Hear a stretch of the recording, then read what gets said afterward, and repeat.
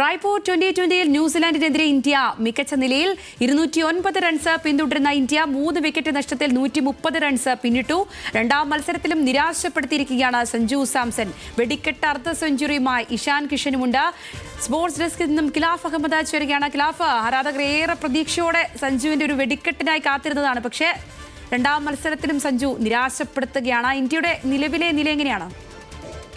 സംഗീത, നിലവിൽ ഇന്ത്യ ഒരു വിജയത്തിലേക്ക് എന്ന സൂചന തന്നെയാണ് രണ്ടാം മത്സരത്തിലും കാണിച്ചുകൊണ്ടിരിക്കുന്നത്. ഇതിൽ നമ്മൾ എടുത്തു പറയേണ്ടത് ഇഷാൻ കിഷന്റെ വെടിക്കെട്ട് അർദ്ധ സെഞ്ചുറിയാണ്. താരം 76 റൺസ് അടിച്ച് പുറത്തായിരിക്കുകയാണ്.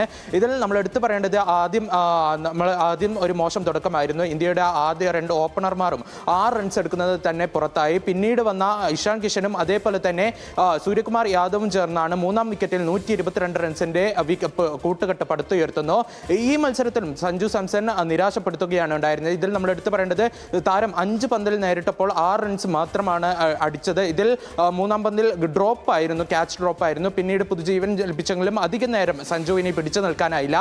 ഇതിൽ നമ്മൾ എടുത്തു പറയേണ്ടത് കഴിഞ്ഞ മത്സരത്തിൽ മിന്നും പ്രകടനം കാഴ്ചവെച്ച അഭിഷേക് ശർമ്മ ഈ മത്സരത്തിൽ 0, അതായത് 0-ൽ എന്ന പുറത്തായി. പിന്നീട് ഇഷാൻ കിഷനും അതേപോലെ തന്നെ സൂര്യകുമാർ യാദവും ചേർന്നൊരുക്കിയ ഒരു മികച്ച ഇന്നിംഗ്സ് ആണ് ഇന്ത്യക്ക് ഇപ്പോൾ തുണയായിരിക്കുന്നത് ഒരു മികച്ച നിലയിൽ എത്താൻ സാധിച്ചത്. ഇതിൽ നേരത്തെ 208 റൺസ് പിന്തുടരാൻ കിവീസ് എത്തിയത്. ഇതിൽ രച്ചിൻ രവീന്ദ്രയുടെയും അതേപോലെ തന്നെ കിവീസ് നായകൻ മിച്ചൽ സാന്റ്നറുടെ മികച്ച പ്രകടനമാണ്. മിച്ചൽ സാന്റ്നർ 47 റൺസ് എടുത്തപ്പോൾ രച്ചിൻ രവീന്ദ്ര 44 റൺസാണ് എടുത്തത്. ഇതിൽ കുൽദീപ് യാദവ് ഇന്ത്യക്കായി 2 വിക്കറ്റുകൾ വീഴ്ത്തി. എന്തായാലും ഇന്ത്യ നിലവിൽ 128 റൺസിന് 3 എന്ന നിലയിലാണ് നിലവിൽ ബാറ്റിംഗ് തുടരുന്നത്.